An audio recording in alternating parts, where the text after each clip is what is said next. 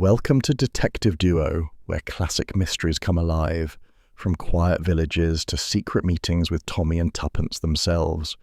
Do remember to subscribe and tell us in the comments where you're listening from tonight. The trouble began, as Tuppence later declared, with a cracked teacup and a morning too ordinary to trust. She sat at the small desk in Blunt's Brilliant Detectives. The name looked grander in print than in person, examining the hairline fracture that ran through the china like an omen. The office smelled faintly of furniture polish and yesterday's cigarette. Outside, London muttered in its post-war tones, buses sighing, typewriters clattering, life resuming itself without enthusiasm. Tuppence set the cup down with a sigh. Symbolic, really, she murmured. Domestic ruin disguised as porcelain. The doorbell tinkled, a sound meant for a sweet shop rather than a detective agency. A moment later the door opened, and the woman who entered could have stepped from a portrait, poised, expensive, faintly scented with lavender and secrets. She wore a violet velvet hat whose black net veil softened the determined line of her mouth. Her gloves were pearl grey, her expression brittle. "Good morning," Tuppence said, rising. "We're not currently offering séances, but we do our best with missing husbands and misplaced jewels." The woman hesitated, then, "I was told to ask for the clever lady detective." Tuppence's eyes brightened. "Then you've come to the right firm. I'm Mrs. Beresford, Tuppence Beresford. My husband is out fetching the Morning Post, and I assure you I'm the cleverer of the two." She gestured to the visitor's chair. "Do sit down. You look as though life has been taking liberties." The woman obeyed with the kind of precision that spoke of finishing schools and nerves. "My name is Mrs. Letitia Grantham," she said carefully. I have lost something that must be found. At once." Tuppence waited.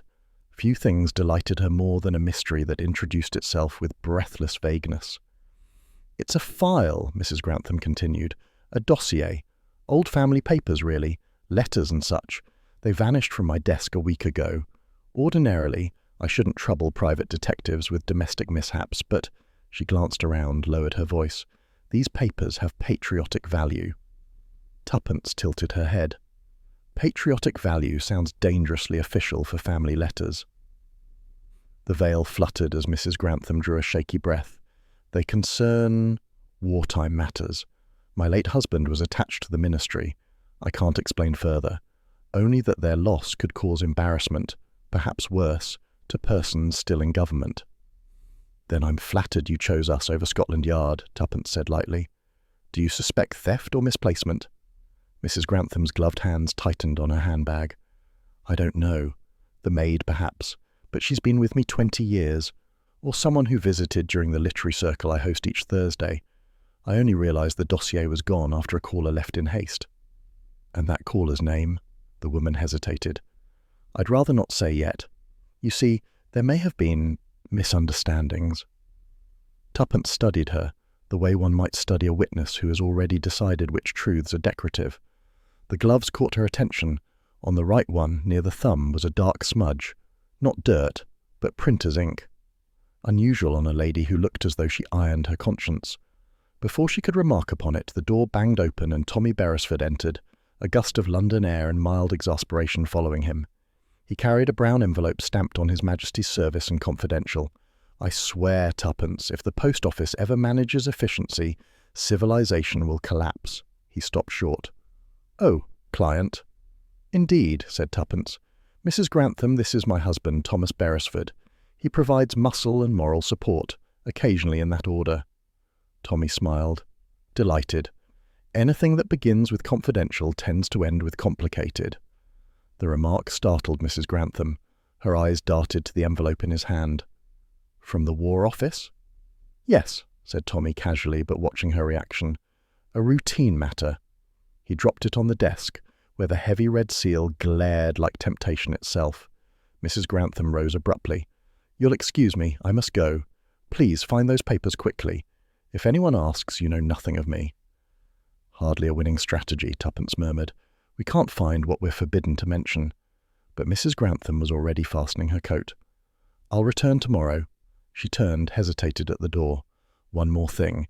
If anyone should call claiming to represent the ministry, trust no one, not even them." The door shut with a firmness that suggested she had closed it on both of them and her conscience. Tommy stared after her. That was brisk. What's her story? Tuppence summarized while he peeled open the War Office envelope. As she reached the part about the dossier, he made a low whistle. Well, this is a pretty coincidence, he said. Listen to this. To Thomas Beresford, in connection with post-war clearance.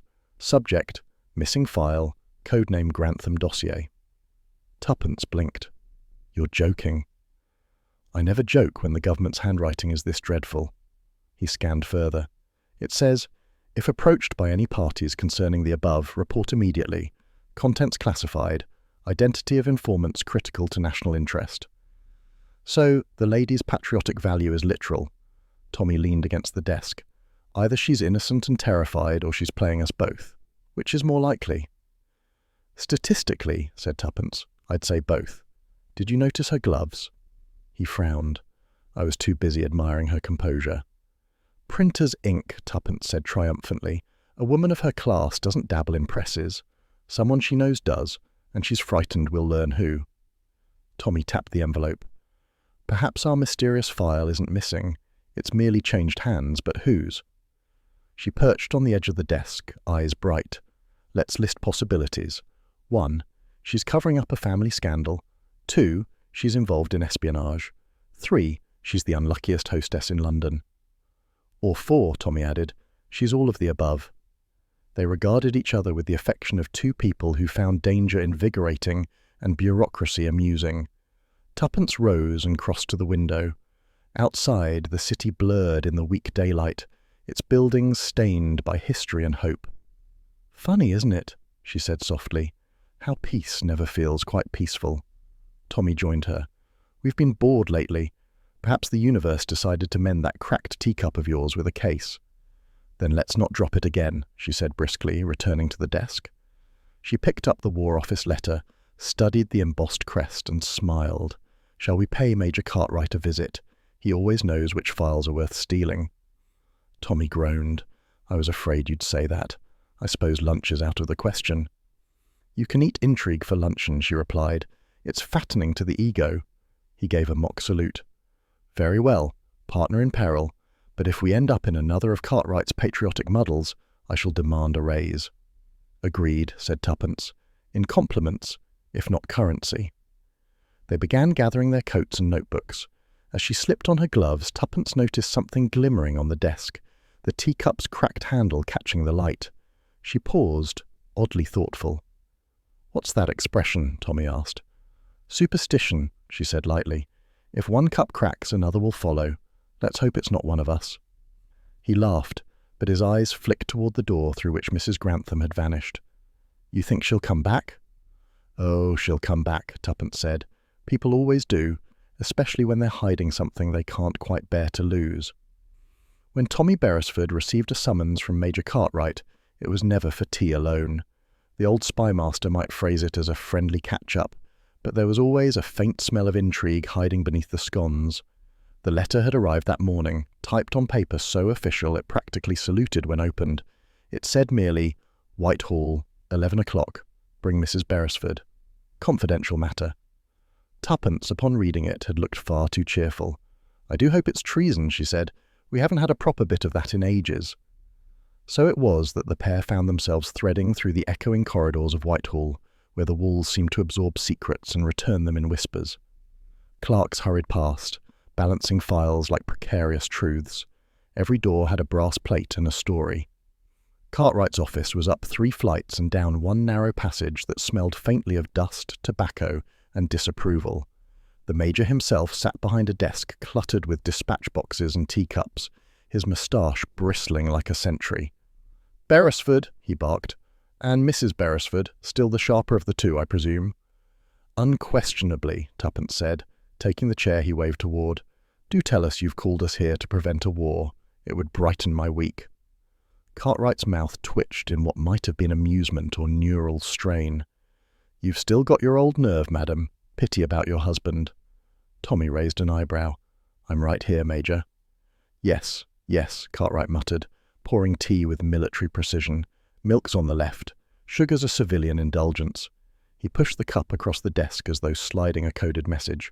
"Now, about this file." "The Grantham dossier, I presume," said Tuppence. Cartwright froze. His hand, midway to a biscuit, stopped as though arrested. "Who told you that name?" "A client," Tuppence replied serenely. "Mrs. Letitia Grantham, violet hat, haunted eyes, and an unfortunate taste in secrecy." Cartwright's expression soured. "Good heavens, she came to you." "She did," Tommy said, "and we'd rather like to know why her domestic loss coincides with an official disappearance." Cartwright set down his cup with a decisive clink. "Because they're the same thing, of course. The dossier in question was housed in an internal archive until a fortnight ago. It contained wartime correspondence, letters between certain informants and handlers. One of those handlers is now a member of Parliament. One of the informants is dead. Another," he paused, "is not." Tuppence leaned forward. "And I take it that not is the problem." "The utmost," Cartwright said grimly. "If that agent's name were revealed, the resulting scandal could undo years of delicate peacekeeping. The Russians would have a field day. Half our allies would lose their teeth in shock. And the other half? Would bite us," he said simply. There was a silence, filled only by the tick of a clock that seemed to keep time with political tension. Tuppence stirred her tea slowly. "So this missing file, how did it vanish?" "That," Cartwright admitted, "is what keeps me awake. The room was locked, the cabinet sealed, and only 4 people had clearance. 2 of them dead, 1 retired to Devon, and myself." "Comforting odds," Tommy murmured. The Major ignored him. "You must understand, Beresford, I'm not authorized to involve civilians. But when your name crossed my desk this morning, I had to see you both." Tuppence's eyes glinted. "How convenient that our names crossed your desk just after Mrs. Grantham crossed our threshold." Cartwright shifted uncomfortably. "Coincidence?" "Coincidences," Tuppence said sweetly, "are what amateurs use instead of explanations." He gave her a long, resigned look. "You've not changed." Tommy, meanwhile, had been examining the cluttered desk with polite interest. He noticed a half-burned telegram stub resting in the ashtray beside Cartwright's cup. The torn paper bore 2 initials, E.V. "Friend of yours?" Tommy asked casually, holding it up. Cartwright's eyes flicked to it, then away. "Private business. Nothing to do with the matter." "Of course," Tommy said mildly, slipping it back as though unconvinced. Tuppence tapped her teaspoon thoughtfully. "Tell me, Major, does Mrs. Grantham know the dossier's official importance?" "Not entirely," Cartwright said. "Her husband worked in intelligence during the war. He left behind certain embarrassing correspondences. She was advised to hand them over for safekeeping. She did. Now they're missing, and if she's panicking, she's liable to make mistakes." "She's already made one," said Tuppence. "She hired us." The Major's moustache twitched again. "Then you'll understand when I say this. Leave it alone. You're civilians now. Married life and gardening should be excitement enough." "Gardening is merely buried espionage," Tuppence said airily. "We cultivate, we prune, we occasionally uproot." Cartwright groaned. "You're impossible. Beresford, control your wife." Tommy smiled. "I gave up around 1918. She rose, smoothing her gloves. "Thank you for the tea, Major. You've told us exactly enough to make ignoring you impossible." "Mrs. Beresford," but she was already at the door. "We'll report back when we've unearthed your little scandal. Do be ready to deny everything." Tommy followed, saluting the Major with exaggerated solemnity. "Always a pleasure, sir. Next time, perhaps a picnic instead of treason." As the door closed, Cartwright muttered something about meddling amateurs and reached for his ashtray, only to find the telegram stub gone. Outside, the corridors seemed longer than before, lined with clerks who pretended not to listen. The sound of typewriters echoed like machine gun fire muffled by carpets. Tuppence slowed her step. "He's lying, of course." "About which part?" Tommy asked. "All of it," she said cheerfully, "but especially the part about wanting us uninvolved. If he truly wished us out, he'd have sent a man to warn us, not an invitation on government stationery." "True," Tommy said. "The British bureaucrat's idea of secrecy is a formal letter marked top secret for immediate distribution." She smiled. "Then we're dealing with someone clever enough to use procedure as camouflage. And that telegram, EV, could be initials, a place, even a code." Or Ellis Vale, Tommy mused. Remember him? The printer who worked on wartime propaganda posters. Tuppence's brow furrowed. I thought he'd gone into advertising. Precisely, Tommy said. And advertising, my dear, is merely propaganda with better fonts. They emerged onto Whitehall's broad steps. The wind tugged at the newspapers on the pavement. A headline read, New Revelations in Government Security Review. Tuppence's eyes lingered. Do you suppose, she said softly, that Mrs. Grantham's missing dossier is the reason for that review? I'd bet your hat on it, if you wore one. She linked her arm through his. Let's pay Mr. Vale a visit. If anyone knows about missing documents and convenient smudges of ink, it's a printer. Tommy chuckled. You realize that Cartwright will have us followed before we reach the corner? I should hope so, said Tuppence. It keeps a lady on her toes. They set off toward the Strand, passing soldiers, typists and cabbies all too busy pretending not to notice the world's quiet conspiracies. Tuppence's heels clicked briskly. Tommy's hands were in his pockets, his eyes scanning reflections in shop windows. A man in a bowler hat crossed behind them twice. Another lingered by a lamp-post, lighting the same cigarette 3 times. 2 shadows, Tommy murmured. Very Whitehall of them. Do smile, dear, Tuppence advised. If they think we've spotted them, they'll only send better ones. They turned into a side street lined with print shops and tobacconists. The smell of ink and machinery grew stronger. As they reached the sign reading E. Vale & Co., Printing and Design, Tuppence slowed. Funny, isn't it, she said, how the trail of espionage always smells faintly of glue and dust. Tommy pushed open the door. And how we always end up following it. Inside, the presses clattered in steady rhythm, like the beating heart of something alive and secret. A young man looked up from a typeset drawer, startled. Mr. Vale in? Tommy asked. Just stepped out, the man said, but he won't be long. Tuppence exchanged a glance with Tommy, half triumph, half anticipation. Then, she said, we'll wait. And as they sat in the office smelling of ink and paper, neither noticed the shadow that paused outside the frosted window, watching them before melting silently into the crowd. The printing shop on Fleet Street looked as if it had been built by a man who distrusted daylight. Its windows were grimy, its brass sign dull, and its interior glowed with the subdued red of shaded lamps, light calculated to flatter type but not people. The air smelled of paper, turpentine, and ink thick enough to drown a conscience. Tuppence stepped inside, removing her gloves with a snap that announced she had no intention of being patronized. The machines clattered in the back room like gossiping dowagers. From somewhere beyond came the steady whir of a press rolling off a fresh batch of something confidential. A voice floated over the din. Good morning, miss, or perhaps madam. One never guesses with precision printing. The speaker emerged, wiping his hands on a rag. He was tall, quick-smiling, and just shabby enough to appear trustworthy. His hair carried the faint wave that bespoke vanity, and his tie had ink on it, as though he'd leaned too close to the truth. Mr. Vale? Tuppence asked. That depends who's asking.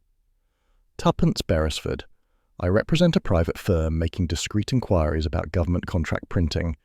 I understand you once did work for Whitehall. He bowed slightly. Once being the safest verb imaginable. What is it you require? Paper, secrecy, or deniability? A little of each. She offered a smile to match his. Tell me, do you recall producing official stationery for a Mrs. Grantham? Violet velvet hat, far too composed. His eyes flicked, not to her face, but to the door, always a useful reflex in the guilty. Can't say I do. The name doesn't ring a bell. Perhaps if I rang it louder, said Tuppence. The order was placed a week ago. Government-headed paper, watermark crown and shield, quantity small, urgency great. He hesitated, then laughed. You have a fine imagination, Mrs. Beresford. I print menus, not espionage. Menus for which establishment? She asked sweetly.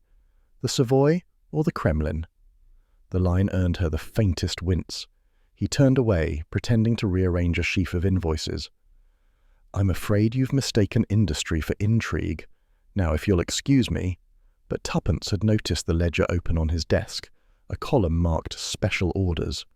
One entry stood out, dated 2 days before the theft of the Grantham dossier. Stationery, private client, paid cash. Before she could read more, Vale closed the book with a decisive slap. "Trade secrets, Mrs. Beresford." "Of course," she said lightly, "but secrets have a way of leaking, like ink or conscience." He laughed again, too easily. "Then I'll blot mine before it stains." They fenced for another 5 minutes, his charm perfectly polished, hers deliberately dull so he might underestimate her. When she finally departed, she left him whistling a tune whose cheeriness felt staged. Outside, the street hummed with the restless pulse of London noon. Tuppence paused under the awning to jot a note in her little red book. Ellis Vale, knows too much, ledger entry 2 days prior, invoice needed. She hailed a cab, intent on pursuing Mrs. Grantham's literary evenings. If people were lying about ink, perhaps they were also lying about verse.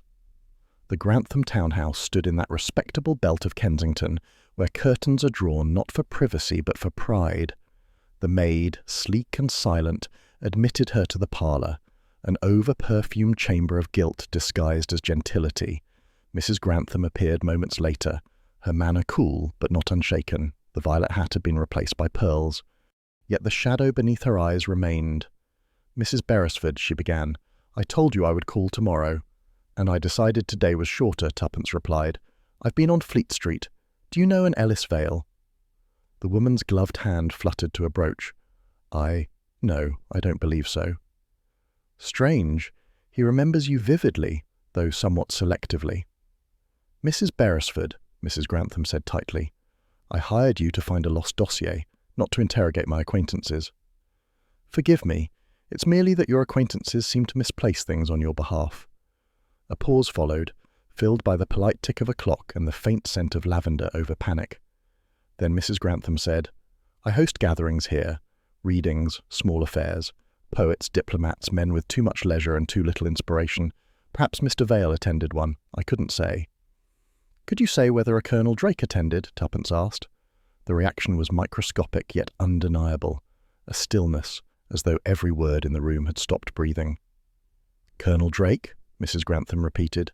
"An old acquaintance. My husband admired him." "Enough to entrust him with sensitive papers?" Her eyes hardened. "You are trespassing on private grief, Mrs. Beresford." "Private grief often develops into public scandal," Tuppence said softly. "I'll see myself out." She left without waiting for a reply. On the doorstep she paused, considering the faint tremor in Mrs. Grantham's voice when she'd said the Colonel's name. Loyalty and fear made uneasy housemates. By evening, the fog of Fleet Street had thickened into the usual bustle of newsboys and pub talk. Tommy arrived at Vale's shop precisely at 6, expecting to meet his wife. Instead, he found the door ajar and the presses silent. He stepped inside. The air was heavy with the tang of oil and smoke. On the work table near the door, a cigarette still smouldered, curling a thin thread upward like a signal from the vanished. "Vale?" he called. No answer. He moved cautiously toward the inner office.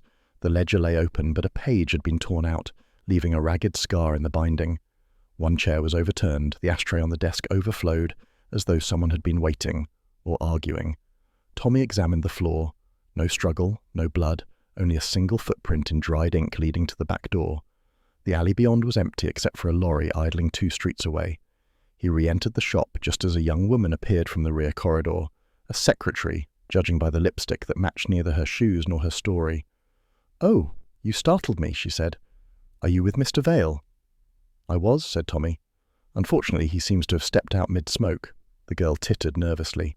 "He's gone to Paris. Romantic impulse, you know. Left not half an hour ago." "Without his coat, hat, or wallet?" Tommy asked. "Well, he's a spontaneous man." "Or a kidnapped one," Tommy murmured. She stiffened. "That's absurd." "Quite. Still, if he writes from Paris, do tell him he forgot to post his invoices." He left her standing by the desk, biting her painted lip, while he pocketed the cigarette end with its peculiar scent. Not tobacco, but something chemical, almost chloroform-like. Back at their modest flat above a tea shop in Chelsea, Tuppence listened while Tommy reported his findings. The lamplight drew small golden circles on the table. Outside, a piano from the floor below played something wistful. "So he's vanished," she said finally. "And the secretary has him eloping to Paris. How convenient." "Too convenient," said Tommy. She was trembling so much she nearly smudged her own mascara. Tuppence smiled faintly. Perhaps she'd been reading poetry. Mrs. Grantham hosts such emotional evenings. Colonel Drake, for instance. Drake? Tommy repeated. The retired intelligence man? The same. Her voice froze when I mentioned him. Either he's her confessor or her co-conspirator. Tommy lit a cigarette, studying the ember. Cartwright won't like us sniffing around a colonel. Then we must sniff quietly. Vale's disappearance was arranged, not accidental. He knew something, perhaps who ordered that special stationery. Or what was written on it, said Tommy. Suppose the Grantham dossier wasn't stolen to destroy its contents, but to reprint them. A forgery on official paper could start an international scandal. Tuppence's eyes gleamed. Exactly the sort of mischief a certain colonel might consider necessary. They sat in silence, the rhythm of the downstairs piano filling the pause like a heartbeat. At length Tuppence rose and fetched the small red notebook again. "Tomorrow," she said, "we visit Colonel Drake. Men who hide secrets often dine early." Tommy grinned. "Shall I bring flowers or handcuffs?" "Both," she said crisply. "We'll see which suits him." She closed the notebook with a snap that echoed faintly against the window panes. Somewhere below, the last chord of the piano faded, leaving London to its usual hush of secrets. And in a locked printing office on Fleet Street, the torn ledger page fluttered once in the draft before the door slammed itself shut. The invitation arrived on stiff cream card, the sort that made even the postman stand a little straighter. Colonel and Mrs. Drake request the pleasure of Mr. and Mrs. Thomas Beresford at dinner, Thursday, 8 o'clock. Formal. Tuppence regarded it over breakfast marmalade. Formal, she repeated, always means bring your best manners and expect your host to lose his. Tommy buttered toast philosophically. Or perhaps it means the colonel wants to assess our intelligence by the way we hold a soup spoon. Then he'll find mine dangerously subversive, said Tuppence. We're going. Kensington that evening gleamed with domestic authority, curtains drawn, lamps glowing like respectable secrets. Colonel Drake's townhouse stood at the corner of a quiet square, its facade immaculate, its brass knocker shining as though polished by anxiety itself. The door opened before Tommy could reach for the bell. A valet, thin, silent, with the discretion of a confessional curtain, ushered them into a hallway perfumed faintly of cigar smoke and beeswax. The colonel awaited them in the drawing-room, broad-shouldered, ruddy-faced and booming with self-approval. His tie blazed with regimental stripes. His laugh could have been heard across the channel. "Beresford? Good to see you." And Mrs. Beresford, charming. Haven't met a lady detective since the French tried to smuggle one into intelligence. He shook Tommy's hand like a man testing artillery recoil. Tuppence smiled sweetly. "I assure you, Colonel, I'm far less explosive." "Splendid," he roared. "Come along, dinner's ready. You'll forgive me if I skip the cocktails. Doctors say gin and I have fought to a draw." The dining room shimmered beneath a chandelier that looked capable of remembering Waterloo. Crystal and silver reflected firelight. Portraits of stern ancestors glowered from gilt frames. 4 other guests sat already, a sleek MP and his silent wife, a nervous attaché from the embassy, and a lady novelist who smoked through a holder long enough to signal ships. Conversation began with the cautious brightness of people fencing for position. The colonel supplied anecdotes of the war, most of which ended heroically, and began implausibly. "Caught the whole squadron napping, don't you know," he said, stabbing the air with his fork. "So I bellowed, 'Up, men!' and the blighters thought it was Gabriel's trumpet. Best dawn charge of the war." The MP murmured approval. The novelist yawned artistically. Tuppence sipped her soup and observed. Beneath the bluster, Drake's eyes were quick, restless, watching not his audience but his servants. Between courses he quizzed Tommy on post-war consultancy work. "You chaps in private detection," he said, "hear all manner of whispers. Rumours about files, dossiers, missing papers, nonsense of course, but the sort of nonsense that needs stamping out." Tommy smiled easily. "We've heard whispers, yes, particularly about a printer named Ellis Vale." The colonel's spoon paused halfway to his mouth. For an instant the jolly facade cracked. Then he laughed too loudly. "Vale? Good fellow. Used to print regimental bulletins. Died in 43, I believe." "Alive last week," Tuppence said lightly, "and rather good at keeping secrets." A small silence followed. The MP coughed. The attaché reached for salt he didn't need. Drake waved a hand. If he's alive, I dare say he's learned discretion. The war taught it to all of us. Well, nearly all. He turned the subject to racing, yet the cheer in his voice rang a note too sharp, like a trumpet blaring in a church. By the time pudding arrived, an heroic trifle laced with brandy, the atmosphere had shifted. The colonel told one last story, this time about a spy smuggling plans in an umbrella handle. Tuppence laughed. I'm beginning to distrust all umbrellas. They seem to feature in every act of treachery. Quite right, Drake said, eyes twinkling. Best keep yours under lock and key. At that precise moment, the valet entering with coffee stumbled. The tray crashed, silver rattled, everyone gasped. Drake sprang up. Fool! Are you blind? The valet muttered apologies while retrieving the fallen cups. Yet Tuppence, watching closely, noticed how deliberate the spill seemed, how the man's glance flicked not to his master, but toward the heavy tapestry behind Drake's chair. Under the noise of broken china, she caught the faint scrape of metal on metal, like a safe being closed. Moments later, order was restored. The colonel laughed heartily, as if overcompensating. Accidents keep one alert. Now, more coffee. But the sparkle in his eyes had hardened into watchfulness. An hour later, coats were fetched and goodnights exchanged. Drake stood at the door, jovial again. Splendid evening, what? Must do it again. Always nice to meet allies of the old school. Or the new syllabus, murmured Tuppence, shaking his hand. They stepped into the square where the lamplight trembled on wet cobbles. Well, asked Tommy. He's lying, she said promptly. About Vale, about everything. There's a safe behind that tapestry, and the valet guards it better than his master. You're sure? I heard it close. And his sudden attack of clumsiness? Too punctual. Tommy grinned. You're suggesting a return visit? Purely social, said Tuppence. I've forgotten my gloves. Midnight found the Beresfords back at the townhouse. The colonel's street was asleep. Only the occasional cab rattled past. A servant's entrance at the rear yielded easily to a woman who had once broken into a German supply depot. Inside, the house breathed silence, the thick, wealthy kind. A grandfather clock ticked in disapproval as Tuppence padded through the hall. The dining room waited in darkness except for a bar of moonlight slicing across the tablecloth. She moved to the tapestry, fingers tracing its edge until she found the cool outline of steel behind fabric. The safe stood slightly ajar. Careless patriot, she whispered. Inside lay disappointment, dust, a small whiskey flask, and a single envelope marked to be delivered if I disappear. She slipped it out, examining the handwriting under her torch. Elegant, slanted, unmistakable. It was Mrs. Grantham's. Before she could open it, a floorboard creaked behind her. Tuppence? Whispered a voice. She exhaled. Honestly, Tommy, you're as stealthy as a brass band. I thought you might need a lookout. He eyed the open safe. Find the crown jewels. Only the colonel's conscience sealed for export. She tucked the envelope into her handbag. Let's go before someone wonders why the ghosts are moving furniture. They reached the hall just as the stairlight flicked on. The valet stood at the landing expressionless. Out late, sir, madam, he said. Tuppence smiled. My gloves. I fear I left them. He descended a step. And did you find them? Of course, she said, raising the empty hand gracefully. I never misplace things twice. Their eyes met for one taut second, then he stepped aside. Very good, madam. Outside once more, Tommy let out a breath.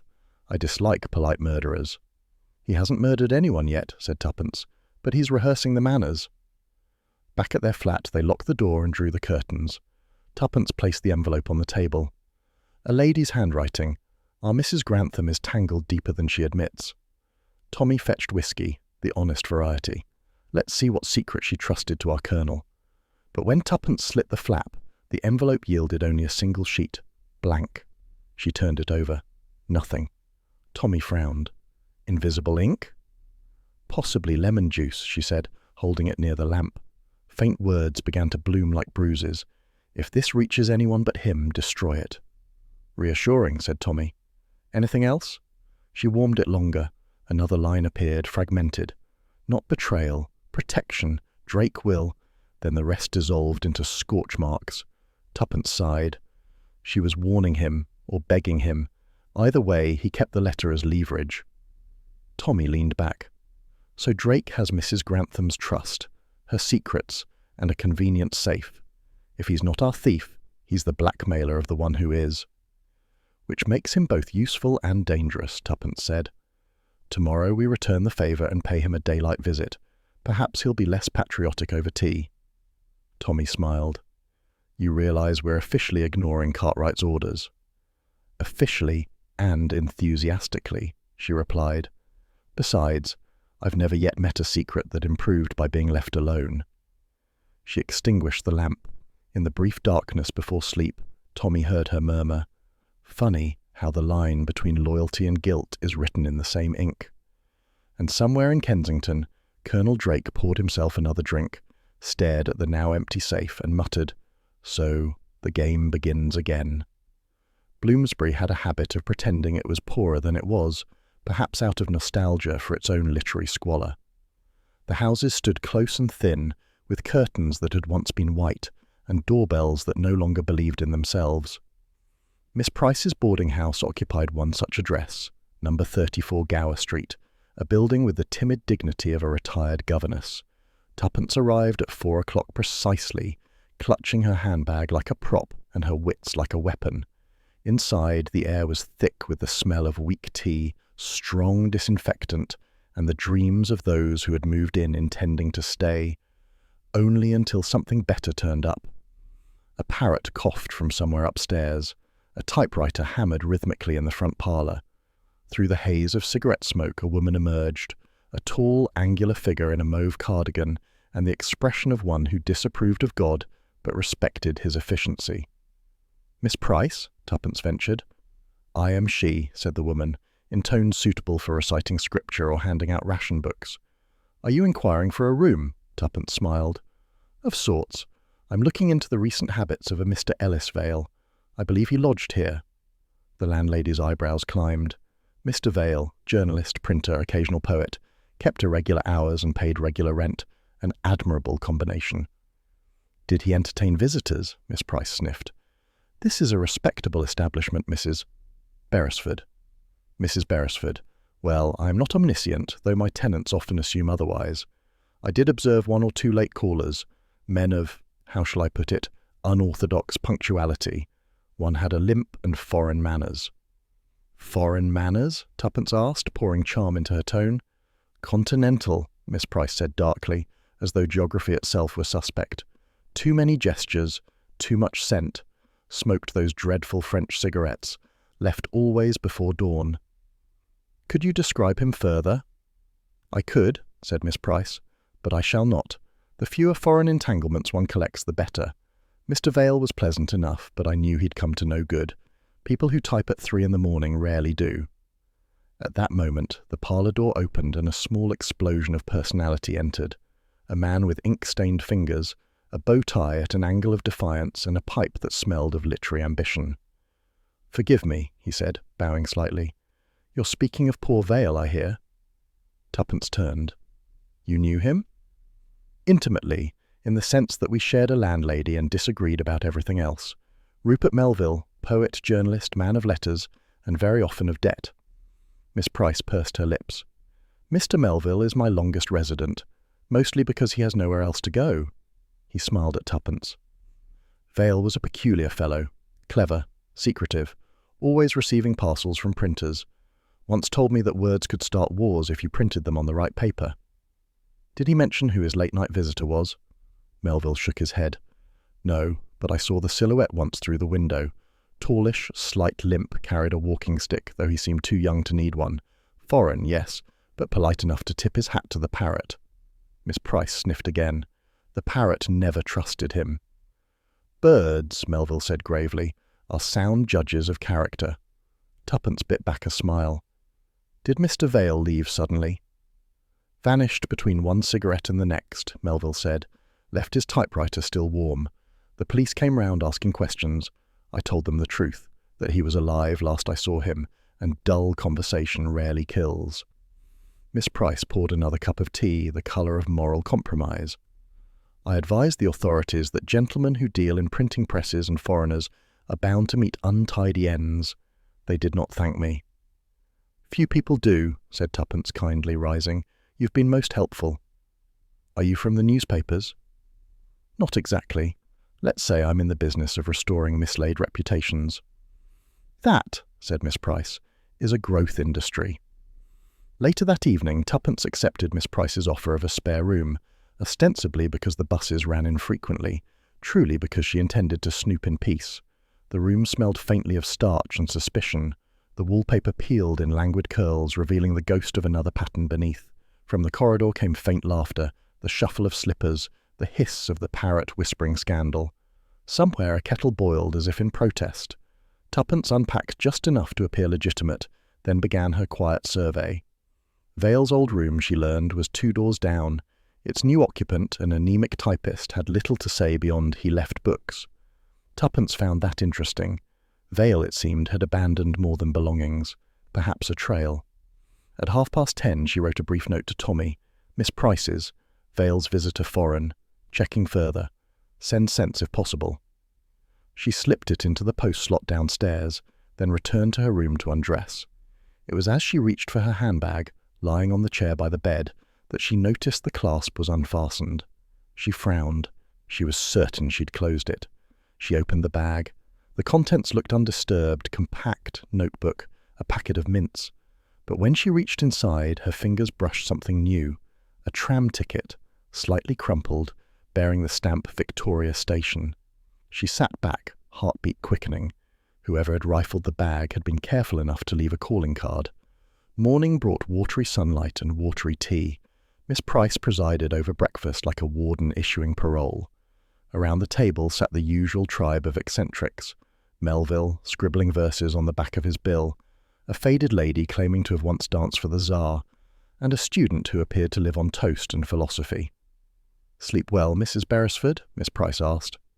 "Like a watchman in a jewellery shop," said Tuppence. "Restless, then?" "Merely observant." Melville looked up. "You're not one of those lady detectives, are you? The sort who hide revolvers in teapots?" "Only in emergencies," Tuppence replied. "So far, Miss Price's tea has been too weak to conceal weaponry." Even the landlady allowed a twitch of humour. After breakfast, Tuppence wandered out under pretext of shopping.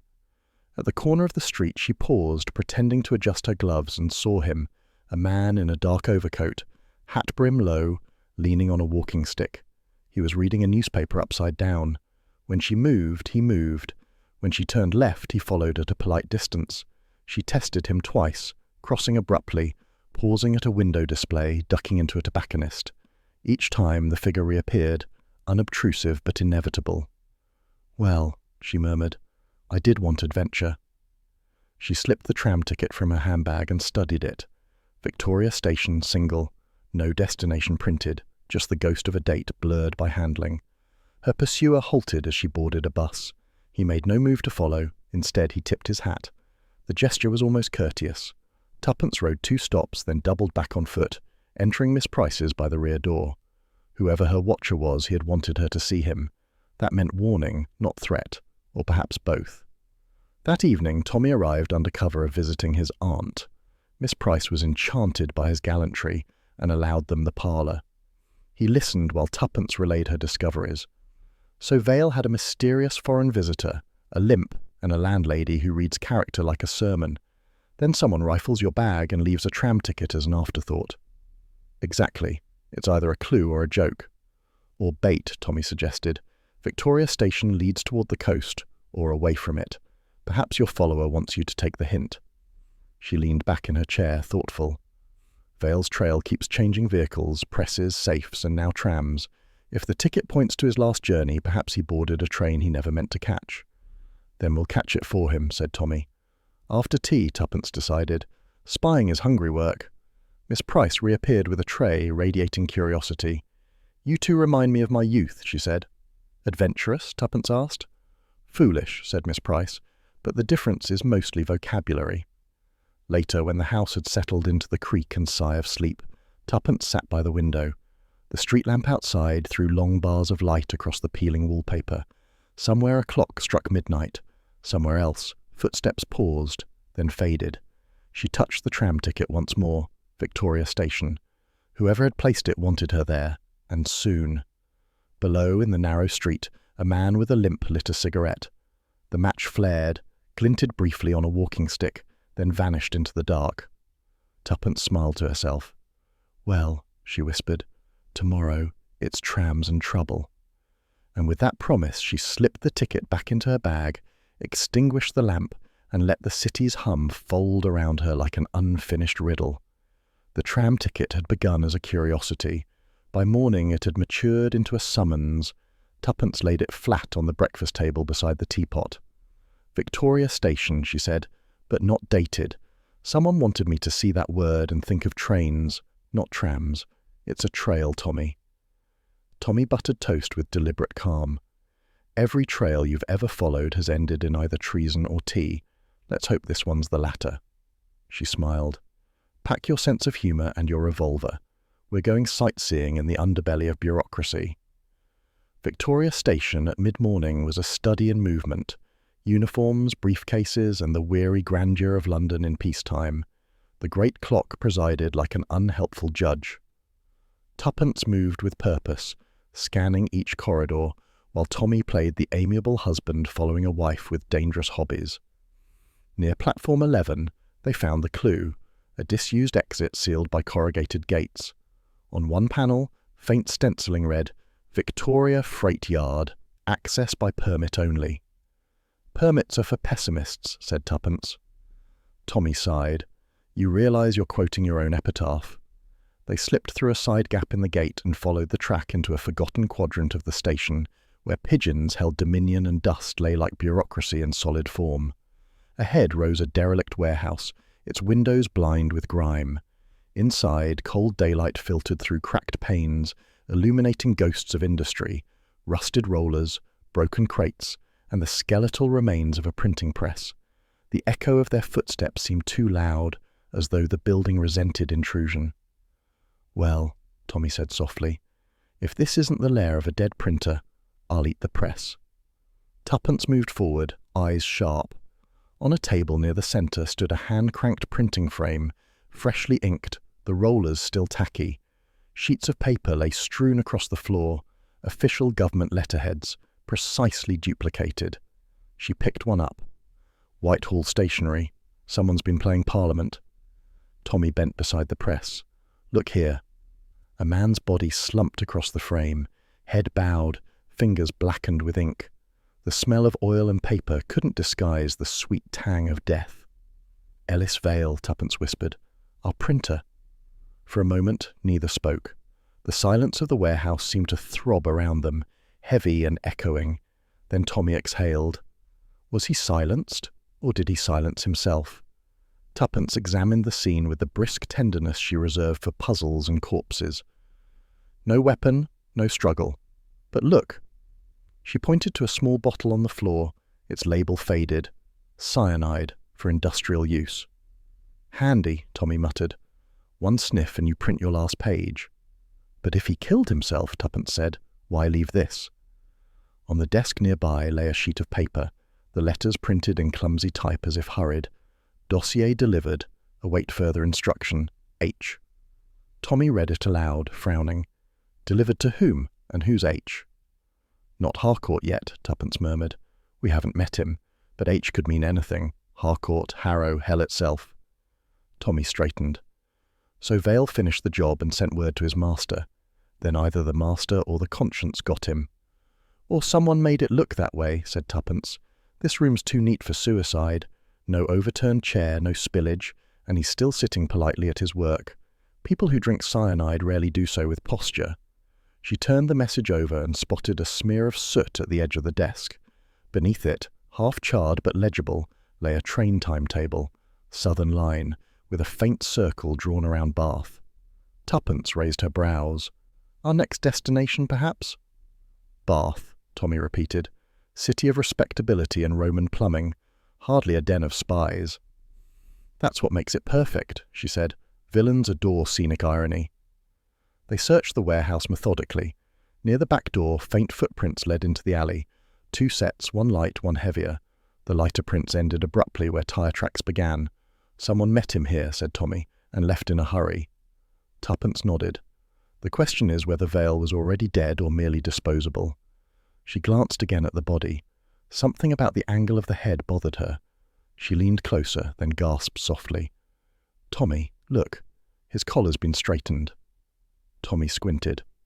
"By someone else?" "Exactly. Whoever killed him tidied him afterward. A gesture of respect or guilt." "Or a woman," Tommy said. "Men seldom tidy corpses." "Except you, dear," said Tuppence. "You once straightened that burglar's tie before turning him over to the police." "That was different," he said. "It was crooked." She smiled faintly, but her eyes remained on Vale. Poor man. He was frightened, clever, and used. His last act was printing the words that betrayed him. Tommy touched her shoulder gently. "We'll find who gave him that order." She slipped the coded note into her handbag. "Let's go before we join the stationery." Back outside, the sun hung low and pale, turning the tracks into ribbons of dull silver. A constable stood at the far end of the yard, half hidden behind crates, his notebook ready. Tommy groaned. "I hate explaining ourselves to authority." "Then don't," Tuppence said briskly. "Smile, look indignant, and mention the ministry." It worked, more or less. The constable, impressed by Tommy's confident bluster about an internal inquiry, waved them through with relief. Once clear, Tuppence quickened her step. "We need to move fast. If the police connect Vale's death to the Grantham dossier, Cartwright will lock us in a cupboard until retirement." "Then we'll skip London for now," Tommy said. "Bath awaits." Tuppence hailed a cab. "To Paddington Station," she said, "and don't spare the petrol." The driver, an elderly philosopher in cap and scarf, eyed them curiously. "Holiday?" "Of a sort," Tuppence replied. "We're touring England's less cheerful secrets." The train compartment rattled southwestward through a landscape of hedges and distant chimneys. Tuppence sat with her notebook open, reviewing clues like a schoolmistress marking behaviour. "Let's count," she said. "One missing dossier, one frightened widow, one dead printer, and one colonel who thinks the truth belongs in a safe. Oh, and a mysterious letter H." "Don't forget the cyanide," Tommy said. "Always gives a plot polish." She smiled, but her tone was thoughtful. "Do you think Vale believed he was doing something patriotic? Printing forged documents, perhaps, to mislead foreign agents?" "Could be. Or perhaps he thought he was helping Mrs. Grantham protect her husband's memory." "She did mention her late husband was with the ministry," Tuppence mused. "If the dossier contained proof of treachery, perhaps she wanted to hide it." "Or erase it," said Tommy. "You're suggesting Mrs. Grantham arranged the forgeries?" Tuppence frowned. "No. She's too fragile for conspiracy.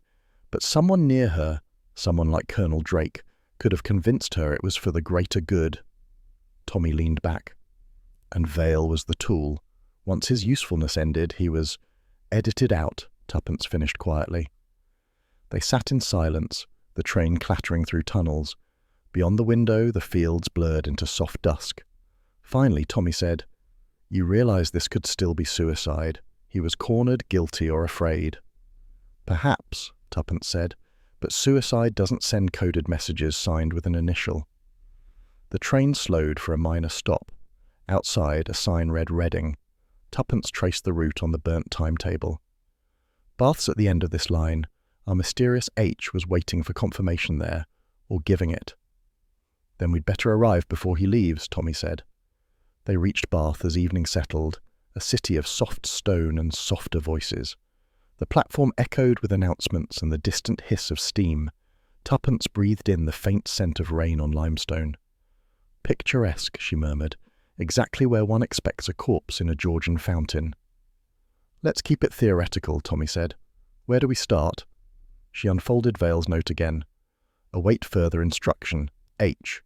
If H is a man of habit, he'll have a regular haunt. Hotels, clubs, curiosity shops." Tommy grinned. "You mean we're going antiquing for espionage?" "Why not? Spies, like silver, tarnish attractively with age." They left the station and followed the main road toward the crescent. Lights glowed warmly behind windows. Somewhere a string quartet played faintly from a radio. But beneath the genteel calm, Tuppence felt tension. Something watched, restrained, waiting. They stopped at a small tobacconist's for information. The shopkeeper, a stout woman with shrewd eyes, nodded when they mentioned printing. "Printer? There's a gentleman hereabouts who sells old government papers and curiosities. Calls himself Harcourt. Lives near Pulteney Street. Always buying ink and telling tales of the war." Tuppence exchanged a look with Tommy. "Our letter H." "Seems we've arrived just before the next chapter," Tommy murmured. She smiled. "Then let's not miss the turning of the page."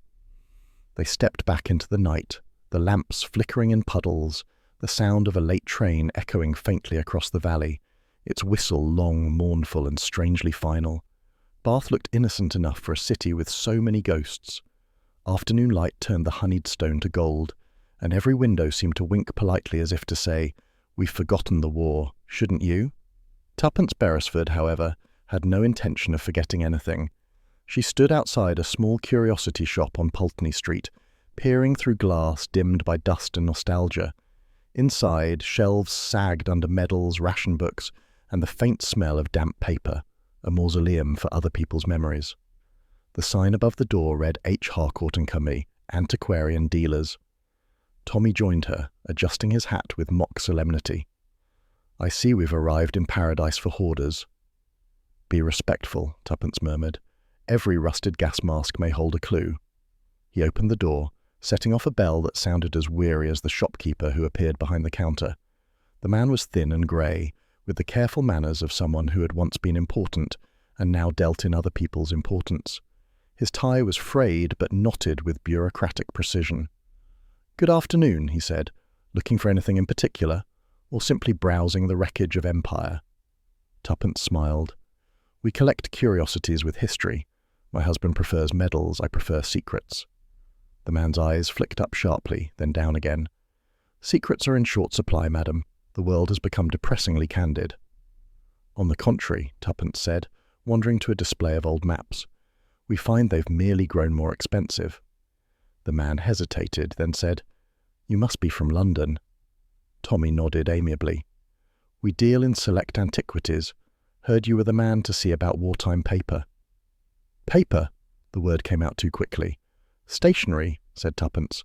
"Government-headed, watermarked, and preferably genuine." The man's shoulders stiffened. "You've been misinformed. I'm a bookseller, not a forger." "Of course," Tuppence said lightly. "We never confused the two, but curiosity led us here." He gave a tight smile. "Curiosity is a professional hazard." Tommy leaned an elbow on the counter. "The name's Harcourt, isn't it?" The man hesitated a fraction too long. "It is." "And before you became a merchant of mementos, you worked for Whitehall, until a small administrative misunderstanding, I believe." His expression turned to polished stone. "You know a great deal for strangers." "We're good listeners," said Tuppence. "A printer named Ellis Vale died last week. His last message mentioned someone called H. Care to comment?" The man's fingers twitched against the countertop. "No, I would not." A pause. Outside, a carriage clattered on cobblestones, the sound filling the silence like nervous laughter. Tommy said quietly, "We're not here to accuse, Mr. if that is your name. We're trying to find who's manipulating the Grantham woman." The shopkeeper's eyes darted to the window. "You shouldn't be here," he whispered. "You've no idea." A crack split the air. Glass shattered outward in a spiderweb. Tuppence ducked instinctively. Tommy grabbed her shoulder, pulling her behind a bookcase. Another shot rang, splintering the frame above the counter. The man, Harcourt, staggered backward, clutching his shoulder. He fell against the shelf, scattering medals and gas masks to the floor. Tommy sprang forward, dragging him out of the line of fire. The doorbell jingled absurdly as a passerby screamed and ran. "Get down!" Tommy shouted. Tuppence crawled to the window, peering through the broken glass. The street beyond looked deceptively ordinary, only the faint echo of footsteps retreating around the corner. "He's gone," she said. Tommy knelt beside the fallen man. Harcourt's breath came in short bursts, his collar was darkening with blood. Don't call the police," he gasped. "You've been shot, man," said Tommy. "I know," Harcourt whispered with grim dignity. "But they'll tidy it away as treason. They always do." Tuppence tore a handkerchief from her bag and pressed it to the wound. "Hold still. Who was it? Who fired?" He shook his head weakly. "Didn't see. Knew they'd come, though. It was only a matter of time." "Who are they?" He swallowed painfully, eyes fluttering. Tell Mrs. Grantham, yes? Tuppence leaned close. It was in her umbrella. Then his eyes rolled back and he went limp. For a moment, the only sound was the slow drip of blood onto the linoleum and the clock ticking somewhere behind the counter. Tommy straightened. We need a doctor, and quickly. Tuppence nodded but stayed kneeling, staring at Harcourt's still face. In her umbrella, Tommy. He meant Mrs. Grantham's violet one, the one with the heavy handle. The handle that could hide a microfilm, Tommy said grimly. Of course. A knock rattled the half-shattered door. A constable burst in, whistle ready. What's this? Gunfire? Tuppence turned with disarming calm. Burglary attempt. The poor man was defending his property. Tommy added, We heard the shot from the street and came in to help. The constable eyed them suspiciously but knelt to examine the wounded man. He's alive, just barely. I'll send for an ambulance. Do, said Tuppence, dusting her skirt, and we'll give our statement once he's safe. Outside, the street had gathered a small murmuring crowd. Bath's citizens had the good manners to gawk discreetly. Tommy steered Tuppence into a nearby tea shop before the constable could start questions. Inside, they ordered 2 cups they didn't drink. Well, said Tommy, so much for subtle inquiries. Tuppence's fingers drummed the table. He was terrified, Tommy, not of us, of whoever employed him. If that umbrella really hides something, Mrs. Grantham's in more danger than she knows. Assuming she doesn't already know, Tommy said, she could be part of it. Tuppence shook her head.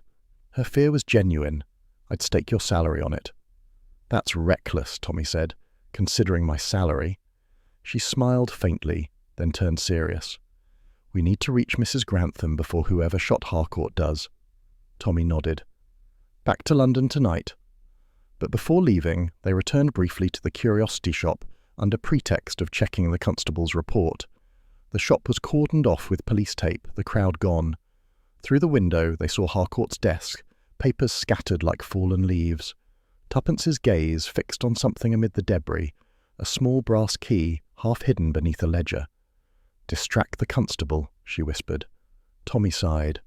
One of these days, Tuppence, I'll refuse, and you'll do it anyway. Exactly, she said. He stepped forward, engaging the young constable in amiable chatter about calibers and criminal habits. Tuppence slipped under the tape, retrieved the key, and tucked it into her glove. As they walked away, she said softly, The key to the umbrella, perhaps, or to the safe where its secret was made. Either way, Tommy said, we're the only ones who know Harcourt's last words. The evening train hummed north through the countryside, its rhythm steady, hypnotic. The Beresfords sat opposite each other in a compartment filled with lamplight and uneaten sandwiches. Tuppence held the brass key in her palm, studying it. Too small for a safe, too ornate for a cabinet. But look, see the engraving? G.G., Tommy read. Grantham's initials. So it belongs to her, not him, Tuppence said. Perhaps he took it, or copied it. Tommy leaned back. Suppose the umbrella contained something mechanical, a lock, maybe even a microfilm compartment. He could have built it. And now he's dead for it, Tuppence said quietly. Whoever shot him wanted to silence him before he told us what was hidden. Tommy lit a cigarette. Then they'll go after Mrs. Grantham next. Unless she's already moved the contents. They fell silent, each lost in thought. The train rattled through a tunnel, plunging the compartment into brief darkness. When light returned, Tuppence said suddenly, Do you realize the pattern? Every link in this chain ends with the same thing. Someone tidy, respectable, and expendable. A printer, a colonel, a shopkeeper. They all served someone higher. And that someone's still issuing orders, Tommy said. Which means, Tuppence concluded, the next message is already on its way. They reached London past midnight. The city, half asleep, looked like a stage after the play. A thin drizzle silvered the pavements. Tommy hailed a cab, but Tuppence shook her head. Let's walk. I think better with wet shoes. They turned into a quiet street near Russell Square. Behind them, a car engine started and followed at slow distance. Tuppence didn't look back. We're being watched again. Good, said Tommy. It saves the trouble of writing to announce our return. When the car finally turned away, she exhaled. Tomorrow we visit Mrs. Grantham. We'll ask about her umbrella, directly this time. Tommy glanced sideways at her. You'll do it gently? Of course, she said. I'll begin with tea and sympathy. And end with blackmail, no doubt. Only if necessary. They reached their flat and paused at the door. A faint rustle came from inside. Tommy signalled her to stay back, then opened it quickly. The room was empty, but on the table lay a parcel wrapped in brown paper. Tuppence unwrapped it slowly. Inside was a violet umbrella, elegant, familiar. Pinned to the fabric was a card with 2 words, typed in red, "Too late." For a long moment, they stared at it in silence. Then Tuppence said quietly, "Well, Tommy, someone just turned the page before us." He nodded grimly. "Then we'd better read fast before the book closes." London had the washed-out look of a city that had recently remembered its sins. Buses hummed, pigeons strutted, and somewhere a brass band practiced Rule Britannia, half a key flat. Yet beneath the ordinary daylight there lingered an unease, a sense that old secrets still breathed beneath the pavements. Tuppence Beresford, immaculate in navy gloves and determined expression, climbed the steps to Mrs. Grantham's Kensington flat. The building smelled of furniture polish and faint despair. She was met not by the timid maid of her first visit, but by Mrs. Grantham herself, composed, poised, and unnervingly calm. "My dear Mrs. Beresford," she said, ushering Tuppence in, "how thoughtful of you to call again. Such dreadful news about that poor man in Bath. Shot, wasn't he?" Tuppence blinked. "You've heard already?" "London travels on whispers," Mrs. Grantham replied. She gestured toward the drawing-room. The curtains were half-drawn against the afternoon glare, the light filtered through violet silk, the exact shade, Tuppence noticed, of the missing umbrella. "I hope," said Mrs. Grantham, "that you didn't come merely to ask about Harcourt. He was a regrettable acquaintance." "I came because I was worried for you," said Tuppence. "People connected with this matter seem to meet unfortunate ends. And your umbrella?" "Lost," Mrs. Grantham said quickly. "I left it in a cab. A foolish oversight." Tuppence studied her. The woman's hands, so steady before, trembled slightly as she poured tea. "A pity," Tuppence said softly. "It was distinctive." Mrs. Grantham smiled, brittle as sugar glass. "We all carry tokens from the past. Best to mislay them before they grow heavy." There was silence then, broken only by the faint tick of a clock. Tuppence leaned forward. "Mrs. Grantham, I know about the dossier. I know it was printed again, recently. Vale is dead, Harcourt nearly so. Whoever is pursuing this business won't stop until they recover what was taken. If you know anything at all, you must tell me." Mrs. Grantham's gaze flicked to the window, then back. "My husband served the War Office for 30 years. During that time, he encountered men and women who saved this country without ever earning a medal. One of them, only one, betrayed us. The dossier recorded that betrayal. I thought by destroying it I was protecting the loyal, but someone decided it should live again." "Who?" Tuppence asked. "I can't say," Mrs. Grantham whispered. "He once saved England in shadow. Now he hides in it." The teacup rattled faintly in its saucer. She looked up suddenly, eyes fierce. "Mrs. Beresford, go home. This isn't your war." Tuppence smiled faintly. "I'm afraid I'm terrible at peacetime." When Tuppence left the flat, the air outside seemed sharper, as though London itself were eavesdropping. She walked briskly toward Knightsbridge, hailed a cab, and made for their office above Blunt's brilliant detectives. Tommy was waiting amid a chaos of papers and cigarette ends. He looked up as she entered. "I've been deciphering Vale's final message." "Successfully, I hope." "Possibly," said Tommy. His typewriter alignment was erratic, but there's a pattern in the spacing, classic code substitution. The phrase "await further instruction" hides coordinates, latitude and longitude, roughly placing it beneath St. James's Park. Tuppence raised a brow. "Beneath?" He nodded. During the war, there were emergency bunkers under the park, meeting rooms for intelligence officers. One of them was sealed off after a minor flood. If Vale mentioned delivery, it might mean he sent the forged dossier there. Tuppence perched on the desk. "So while I was drinking lies in Kensington, you were digging through algebra and ghosts.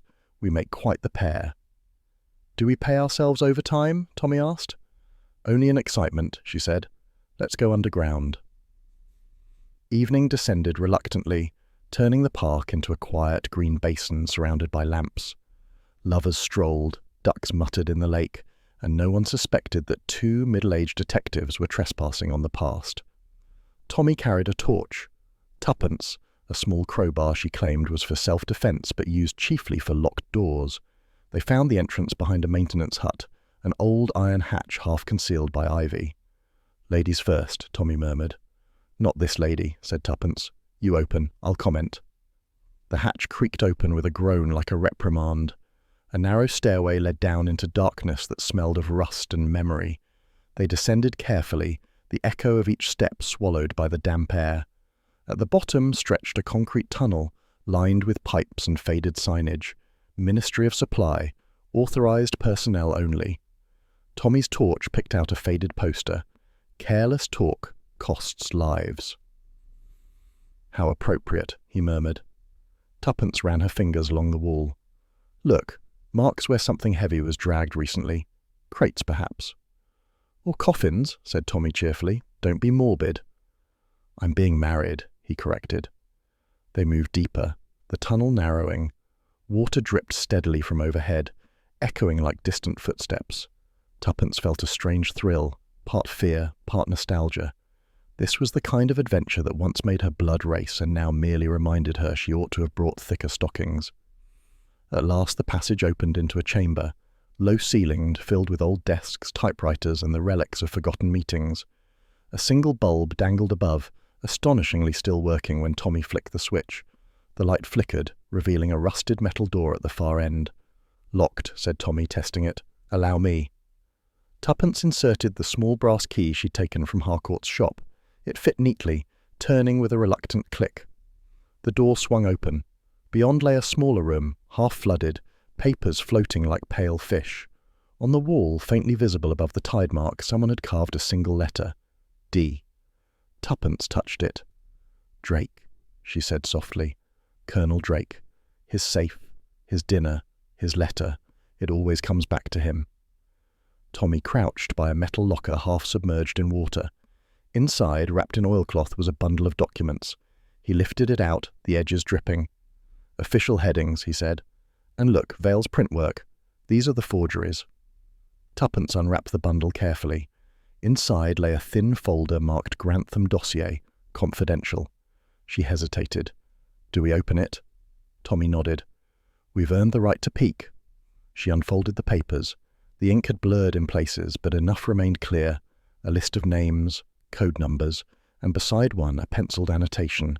Double source confirmed by Drake. Tuppence looked up slowly. Drake confirmed the double agent. That means he knew the traitor, and protected them. "Or was the traitor," said Tommy. The light bulb flickered, dimmed, then steadied again as if warning them time was short. "Take the papers," Tuppence said. "We can analyze them at home." Tommy nodded, sliding the folder into his case. "We'll leave a thank-you note for the ministry." But as they turned to leave, a soft sound halted them, the unmistakable scrape of a shoe against metal from the corridor outside. Tuppence froze. "We're not alone." The bulb swung slightly, disturbed by air movement. A shadow fell across the doorway. Tommy whispered, "Back against the wall." They waited. The steps came closer, steady, unhurried. Then a voice, smooth and amused, echoed down the tunnel. "Mr. and Mrs. Beresford, always where one least expects and most dislikes to find them." She laughed softly. "Perhaps that's justice enough." They paused by the lake, watching the reflections ripple. Behind them, deep under the grass and paths, history sighed and settled once more into silence. Tuppence said quietly, "So the dossier's disguised again, back underground where secrets belong." "And us?" Tommy asked. "Oh, we'll resurface," she said. "After all, someone has to tell the story." The sound came first, a low metallic echo, like the breath of something large and unseen moving in the dark. Then a voice, sharp and unmistakable. "Don't move." The single beam of a torch sliced through the gloom and landed squarely on Tommy Beresford's chest. Behind it, a familiar silhouette stepped forward. Ramrod straight posture, immaculate trench coat, revolver held as neatly as a teacup. "Colonel Drake," said Tuppence quietly, "you do get about."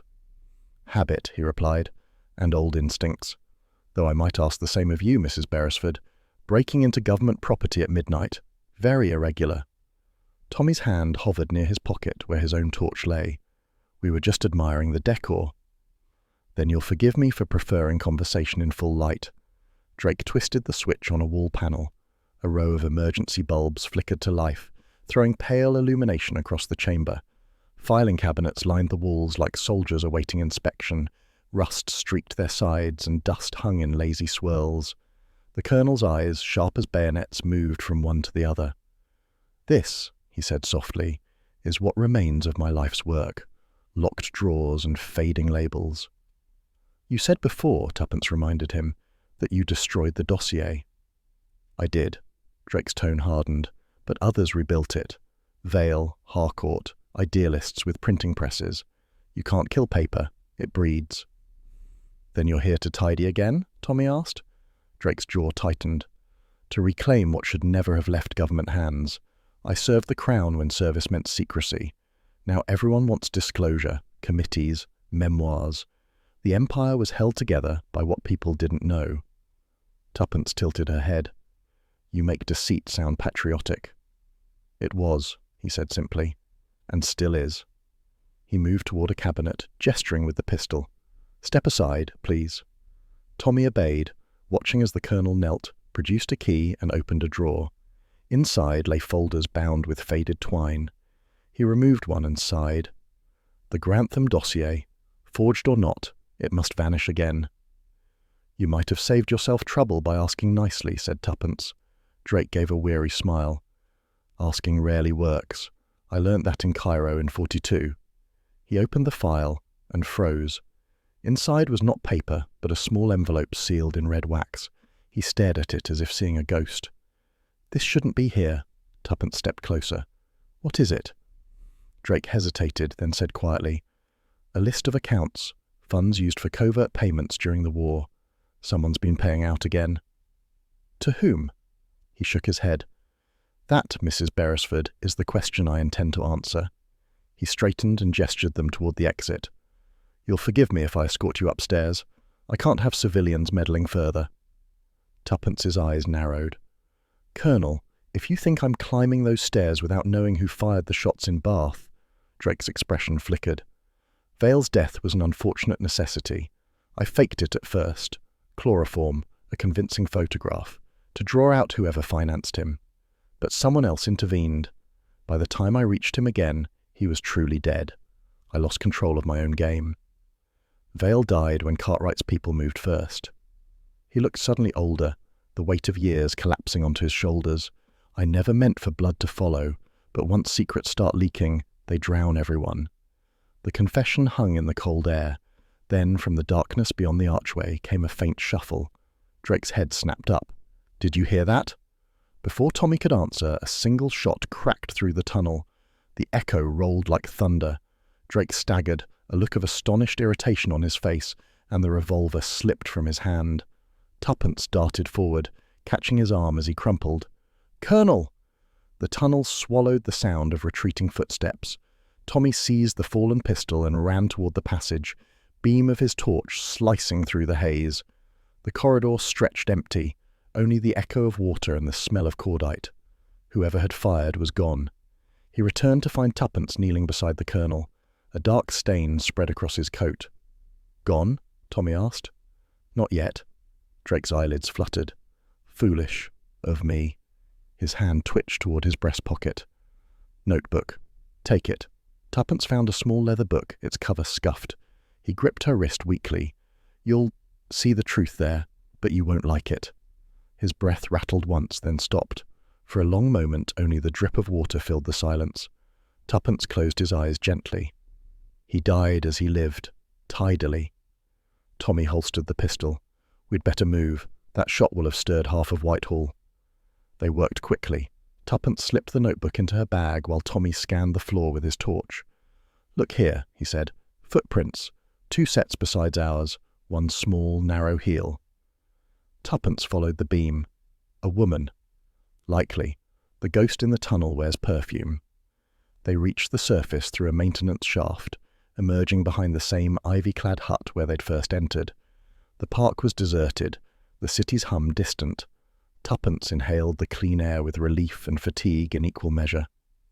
"Another dead man," she murmured, "and still the game continues." Tommy nodded grimly. "We'll examine the notebook at home." Back at their flat, Tuppence spread the contents on the table under the lamplight.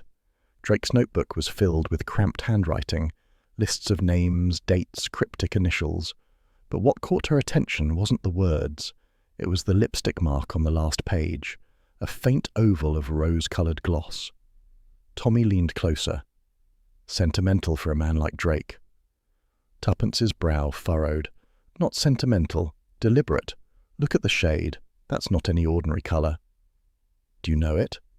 "Perfectly. Mrs. Grantham wore it the day she first came to our office. I remember thinking it too bright for morning." Tommy whistled softly. "Then she was here, after all. Perhaps before us." "Or after," said Tuppence. "If she followed him here, she might have been the one in the tunnel." Tommy frowned. "But why kill him? He claimed he was protecting her husband's reputation." "Perhaps he stopped being useful." Tuppence flipped through the pages, scanning quickly. "Listen, here. Funds transferred via intermediary G. And another note, final delivery expected V." Fail again. "But what's G?" "Grantham?" "Could be, but the handwriting wavers there. As if written in haste, there's also this."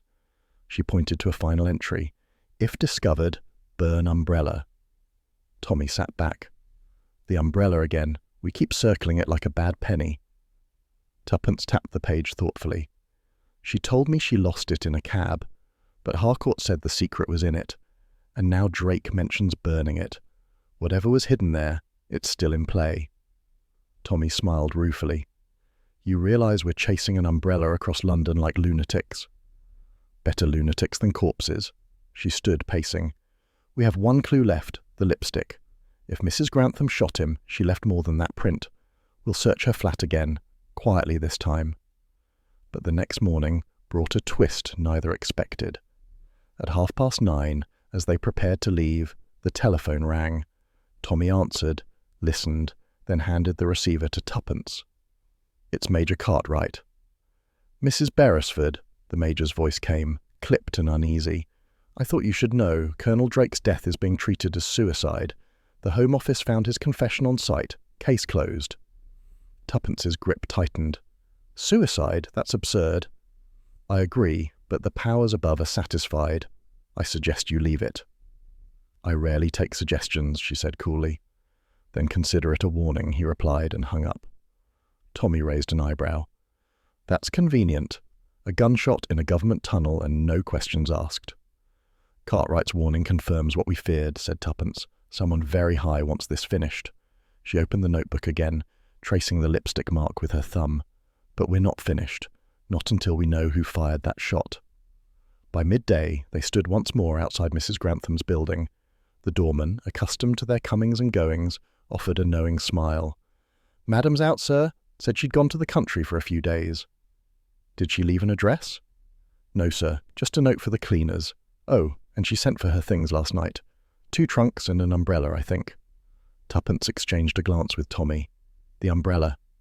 "Indeed," he said. "And where the trunks go, murder tends to follow." That evening, Tuppence couldn't rest. The city outside seemed charged with quiet tension, too many unanswered questions hiding in the brickwork. She poured herself tea, untouched, and stared at Drake's notebook again.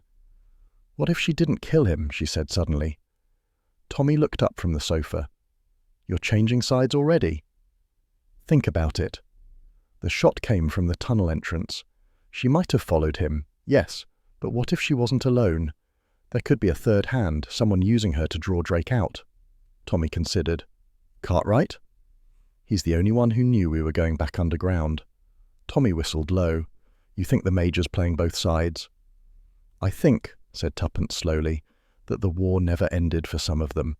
Cartwright wanted to control the narrative, Drake wanted to bury it, and Mrs. Grantham wanted to forget. We're the inconvenient audience." She closed the notebook with a snap. "Tomorrow we find her. She's the key, one way or another." Tommy smiled faintly. "You sound almost eager." "I am." said Tuppence, because for once the truth may actually fit in an umbrella. Later that night, as London settled into its uneasy slumber, a figure moved through the park, small, graceful, carrying a violet umbrella despite the clear sky. She paused near the maintenance hut, glanced around, then disappeared down the same hatch the Beresfords had used. Far above, in their flat, Tuppence stirred in her sleep, as though sensing movement below. And deep in the tunnel, where the echo of gunfire still lingered, the beam of a torch flickered once more, then vanished into the dark. The summons came by telephone at 9 sharp, delivered in a voice that could have frozen a kettle mid-boil. "Mr. Beresford," said Major Cartwright, crisp as starch, "I require your immediate attendance at Whitehall. Bring your wife. It concerns the dossier." Tuppence, still buttering toast, arched an eyebrow. "Polite as ever. Shall we dress for judgment?" Tommy folded the newspaper. "He's rattled. That alone is worth the taxi fare." The corridors of the Ministry of Defence were long, pale and silent, like the inside of a conscience. Their footsteps echoed down the tiled hall until a clerk ushered them into Cartwright's office, a room of filing cabinets, flags, and the faint odour of disinfected authority. The Major rose behind his desk. His uniform was immaculate. Only a faint crease at the temple betrayed the strain.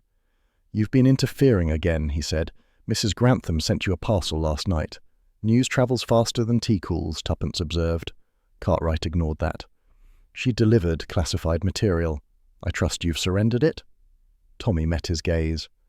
"If by classified you mean the microfilm that's been murdering people for a fortnight, yes, we've disposed of it." "Disposed?" Cartwright repeated sharply. "You mean destroyed?" Tuppence smiled sweetly. "Burnt to the last frame. I rather expected you'd thank us." Instead, the Major's expression darkened. "You fool! That film contained reference to an active intelligence officer still embedded abroad. By destroying it, you may have compromised operations." Tommy leaned back, all mild innocence. "Or perhaps protected someone you didn't want identified." Cartwright's eyes narrowed. "Careful, Beresford." "I am," Tommy said. "Very." There was a taut silence. Then Cartwright drew a file from his drawer and opened it.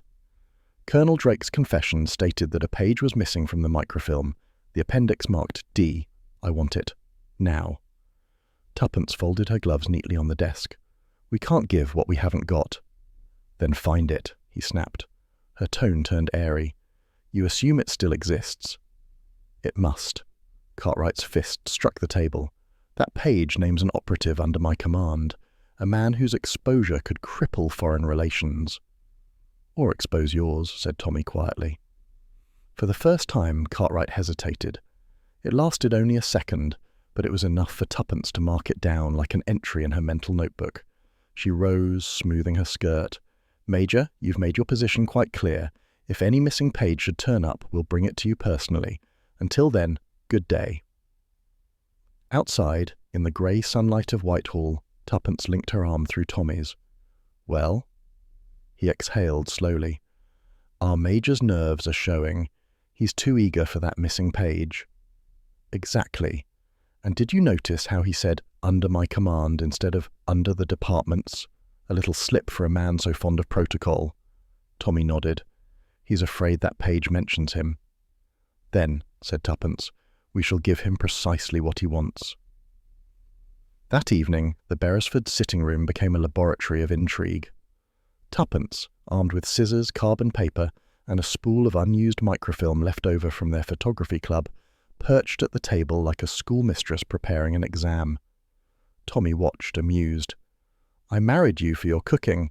I stay for your forgeries." "Domestic espionage," she said, "is far safer than the marital kind." She copied the header from Drake's notebook onto a strip of the blank film, using an old typewriter ribbon for ink impression. The result looked convincingly aged. In faint pencil she added, "Appendix D, Operative C, confirmed liaison to Cartwright Mission, Cairo 1943. "There," she said, sitting back. "A neat little bait. He'll see his own reflection and panic." Tommy examined it. "You've left just enough ambiguity to sting." "Flattery later. Now, delivery." The next morning, Tommy telephoned the Major's office. "A page has come into our possession. Better discuss it in person, neutral ground. Cartwright's reply was instant. My club, 7 o'clock. Splendid. We'll bring the goods, you bring the whiskey. The club was one of those discreet establishments that smelled of old smoke and older secrets.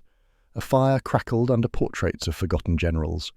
Cartwright waited at a corner table, glass in hand, expression guarded.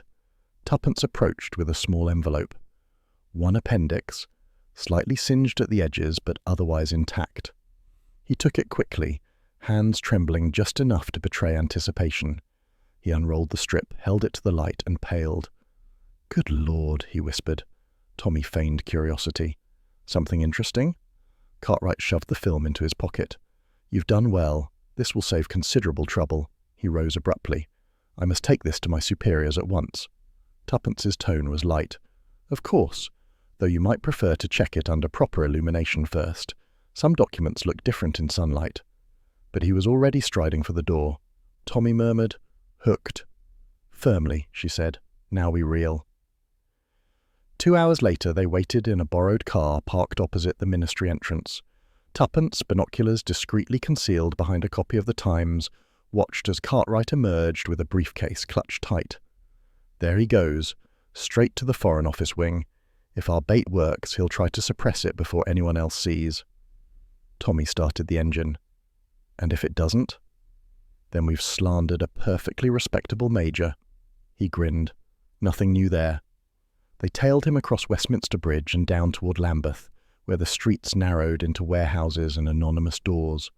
At one such door he paused, glanced about, and entered. Tuppence waited precisely 5 minutes, then followed. Inside, the air smelled of dust and varnish. A staircase led up to a half-lit room with frosted windows. Voices drifted down, the Major's and another, deeper, official. Tommy and Tuppence exchanged a look, then crept up. Through a gap in the frosted glass, they saw Cartwright standing before a man in civilian clothes, evidently his superior. "Yes, sir," Cartwright was saying. "I intercepted the missing appendix before it reached the wrong hands. I recommend immediate destruction." The other man took the strip of film, studying it. "Appendix D. You were in Cairo, weren't you, Cartwright?" Cartwright stiffened. "In advisory capacity only." The superior tilted the film closer to the lamp and frowned. "Strange. This typeface looks modern." Before Cartwright could reply, the door opened and 2 uniformed men stepped in. Behind them, cool and unhurried, came another familiar figure, Inspector Marriott of Scotland Yard. "Well met, Major," Marriott said pleasantly. "You do make our time inconvenient." Cartwright's face drained of colour. "What is this?" "A sting, I'm afraid," said Tommy, entering behind Marriott with Tuppence. "You see, that appendix isn't what it appears. My wife wrote it on her typewriter. Very convincing, though." Marriott produced a folder.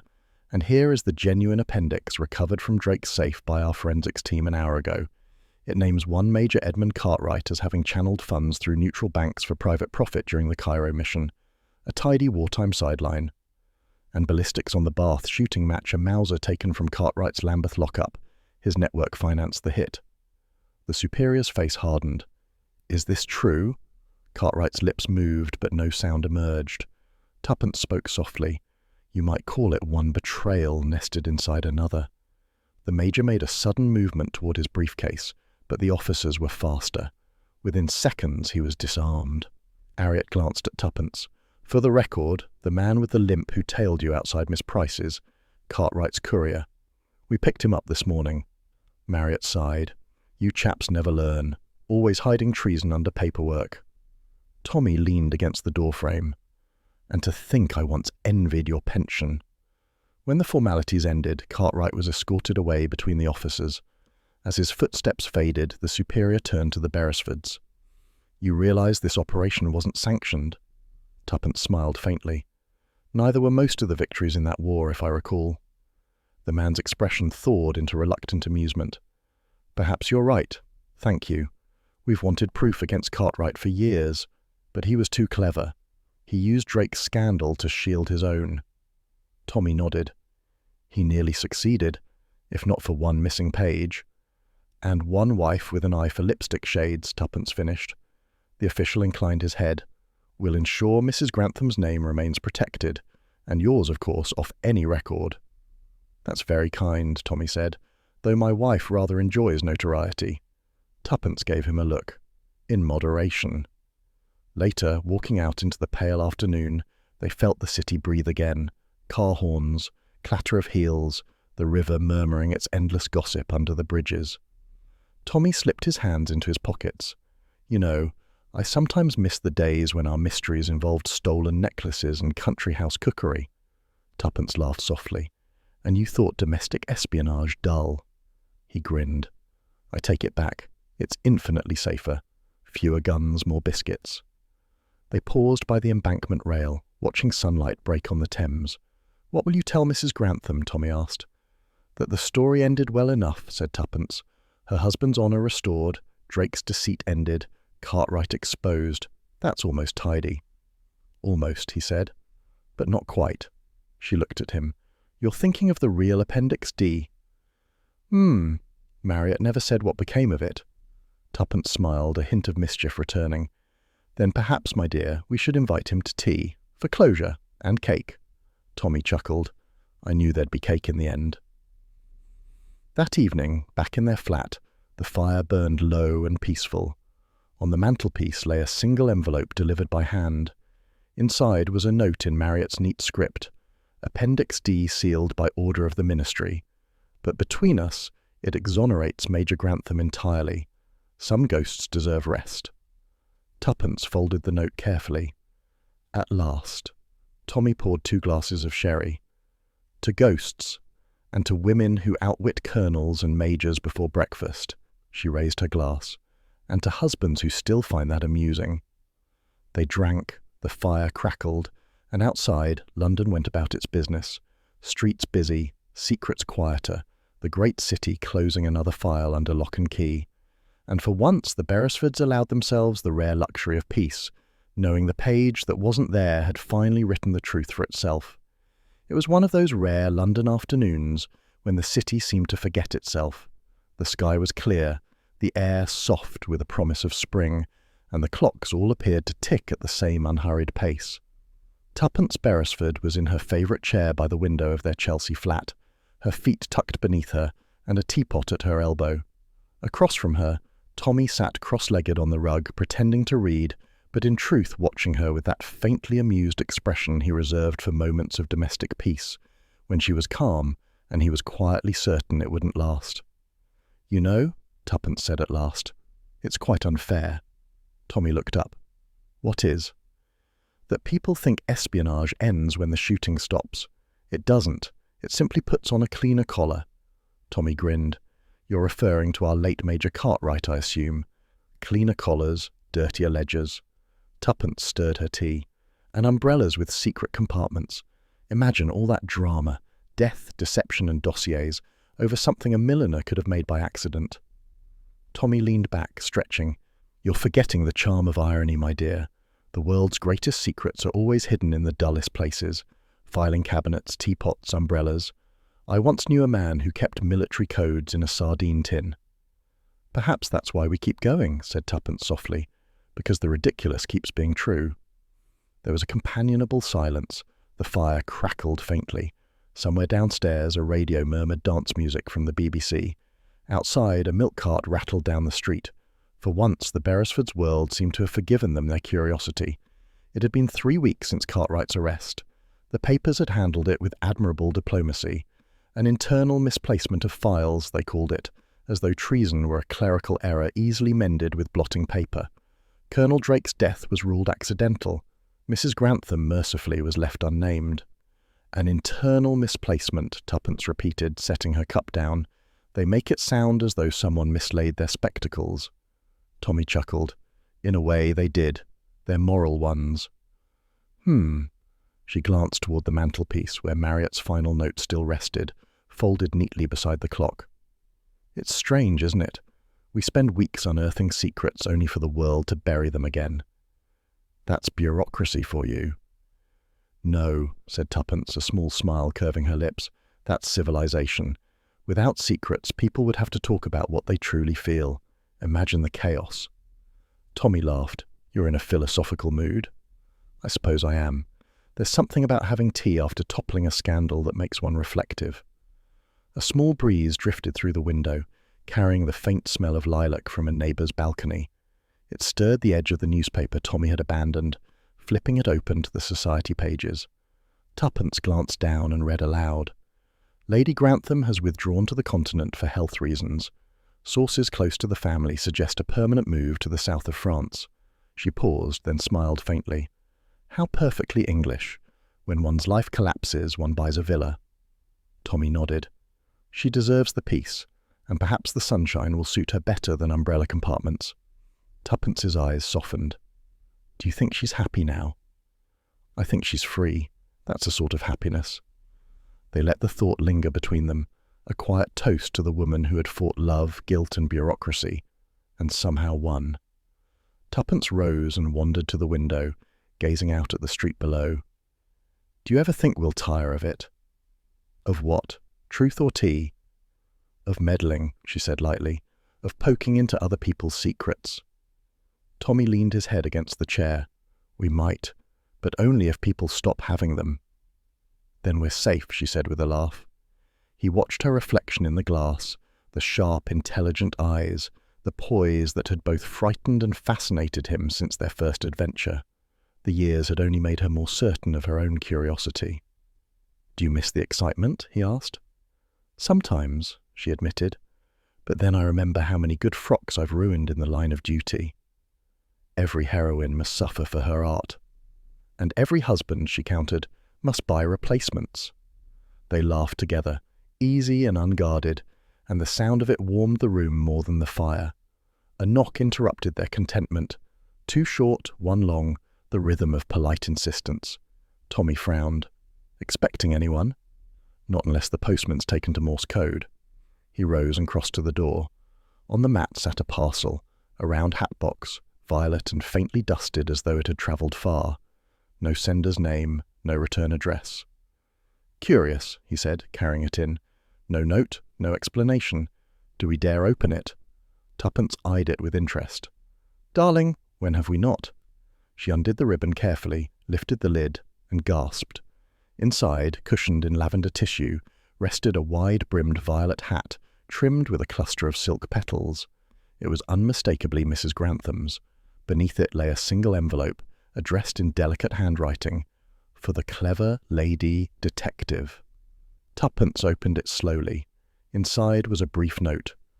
For everything you restored that cannot be reported, the world will never know, but I shall. P.G. She drew in a breath, touched by the simple grace of it. Peter Grantham, she murmured. She still writes his initials. Tommy peered inside the box again. There's something else. Between the layers of tissue, pressed flat between two folded pages of stationery, was a single violet petal, fragile, translucent, perfectly preserved. For a moment, neither spoke. The petal caught the afternoon light, glowing faintly like an amethyst. Tuppence smiled. A token of peace, perhaps? Tommy nodded. Or a reminder that beauty survives the ashes. She replaced it gently in the box. Poor woman. She wanted closure, and somehow she's given it to us instead. Tommy grinned. I'll have to tell Marriott he's been upstaged by floral post. They sat again, the hat box between them like a relic from another life. Tuppence poured the last of the tea and handed Tommy his cup. Do you know, she said thoughtfully, I've come to realise something about all this, about secrets and dossiers and the like. Oh? They never really vanish. They only change shape, burn a paper, and the memory survives. Hide a truth and it whispers in another corner. But once in a while someone decides to tell it kindly. That's what she did. Tommy considered that. You're becoming poetic in your retirement. Don't be impertinent. Philosophical, not poetic. Same danger, different weapon. She smiled. You mock me now, but you'll quote that line to someone over whiskey next week. He raised his cup in salute. To philosophy, then, and to umbrellas that changed the course of British intelligence. And to hats, she added, glancing at the violet brim. Never underestimate them. The clock on the mantel chimed softly. Outside, the light dimmed toward evening. Tuppence leaned back, sighing contentedly. Strange, isn't it? After all that darkness, the story ends with tea and flowers. Better than bullets and funerals, she nodded. Perhaps the best endings are the quiet ones. They watched the light fade, the streets below beginning to hum with early lamps and passing cars. Somewhere, a child laughed. Somewhere else, a door slammed. London was alive again, endlessly indifferent to the secrets solved within it. Tommy set his empty cup aside and stretched. "Well, Mrs. Beresford, I'd say we've earned a holiday." Tuppence smiled without looking at him. "Holidays have a habit of turning into investigations with us." "Not this time. I intend to do nothing more dangerous than read detective novels in bed." "Blasphemy," she said gravely. "We'd be out of work." He chuckled. "You really can't help it, can you?" "Curiosity," she replied, "is my only enduring vice." A comfortable silence followed, broken only by the ticking clock and the faint rustle of paper as Tommy folded the newspaper aside. "You know," he said eventually, "I've been thinking." "That sounds dangerous." He ignored the interruption. "If every case begins with something ordinary, a letter, a hat, an umbrella, then perhaps our next one will start with something even more absurd." "Such as?" He leaned forward, eyes glinting with mischief. "A hat." Tuppence laughed, bright and unrestrained. "Heaven help us if it does. I've had my fill of millinery mysteries for one lifetime." "Still," Tommy said, reaching for the hat box, "I can't help wondering. Somewhere in London there's a perfectly innocent hat, sitting in a shop window, waiting for the wrong person to buy it. That's how trouble always starts." She smiled at him over her teacup. "Then let's hope she has excellent taste and very bad timing." The kettle whistled again, sharp and homely, calling them back from their speculation. Tuppence rose, poured fresh water into the pot, and glanced once more at the violet hat resting serenely in its box. "Tea and justice," she murmured, "the two things England still does properly." Tommy looked up, smiling. "And perhaps hats." "Perhaps," she said, "but not umbrellas. I'm quite done with those." He raised his cup once more in mock salute, to the clever lady detective. She curtsied slightly, eyes twinkling, and her increasingly bewildered husband. Their laughter mingled with the soft clink of china, the last act of the vanished Dossier closing not with a bang, but with the warm, contented hush of two people who had seen enough of the world to know that peace, however brief, was the rarest victory of all.